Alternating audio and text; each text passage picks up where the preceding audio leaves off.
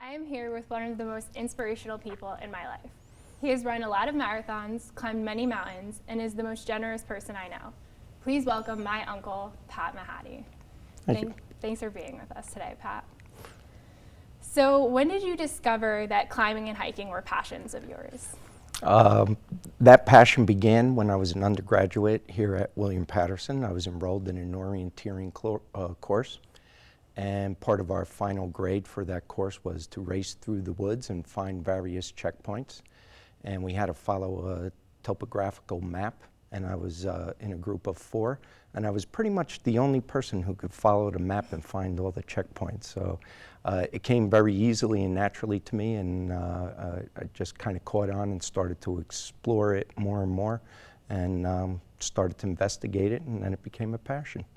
Very cool. So what was your favorite mountain to climb? My favorite mountain, among the many mountains that I've climbed, and I've climbed about 15 different mountains in 15 different states, so those are the highest peaks in 15 different states. But my first love climbing is Bear Mountain in Bear Mountain State Park, New York. I've climbed that mountain about 1,000 times in my lifetime. Wow. So on the opposite side, how many marathons have you run?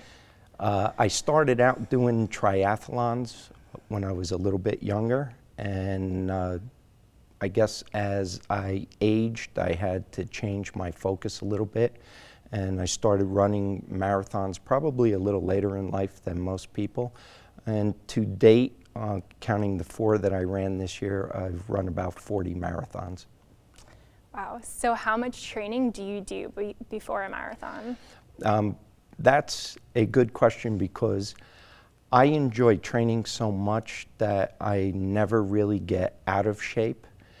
I may not always be in marathon shape, but I'm always trained well enough that I'm confident that I can complete any half marathon or marathon. Very cool.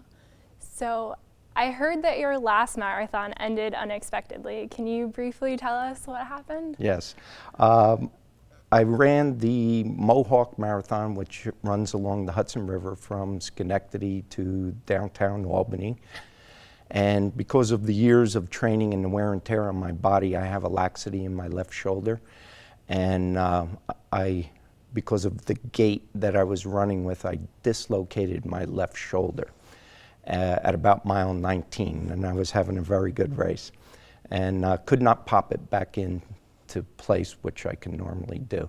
So I actually had to get on the ground and try and bang my arm back into socket.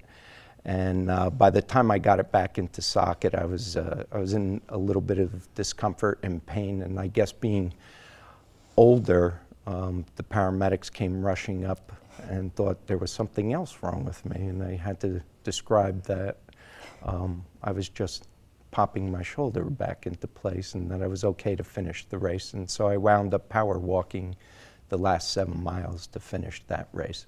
That is incredible. So how do you stay motivated to run and climb? I know you do it very often.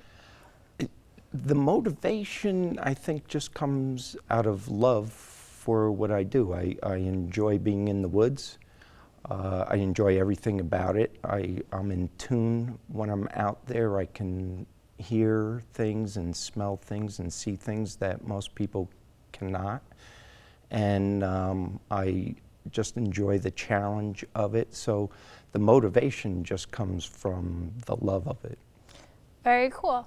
Well, that wraps up all the time we have for today. Thank you so much for being here, Pat. And I'll talk to you soon. A pleasure.